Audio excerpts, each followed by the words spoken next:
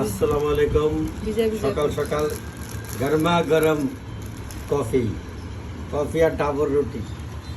ও wow, রুটিগুলো এত soft কি বলবো, আনবিলিভেবল, এত সফট।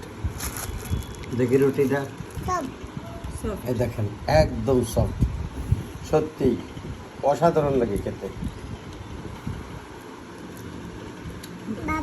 আমার বাবু দুইটা রুটি খাইয়েছিল কালকে, এই কারণে এই রুটিগুলো আনছি। ভালো, এই যে চা এই কফি দিয়ে চুবাই খাচ্ছে রুটি।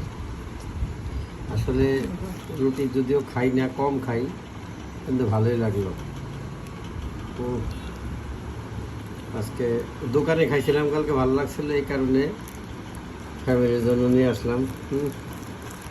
একা একা যদি খাই, ফ্যামিলিকে সাথে নিয়ে খাই, তাহলে না খাইলে কেমন হয়? তো ফ্যামিলির তো হক বানতে হয় না?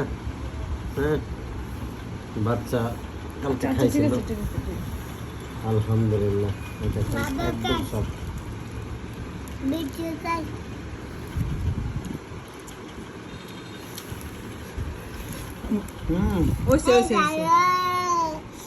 তোমার আমার দিকে ঠেলে দিচ্ছে, আমি খাবো না। মার প্রতি মহব্বত বেশি, বাচ্চা মানে মা প্রতি মহব্বত বেশি থাকবে। আর ছেলে বাবু মানে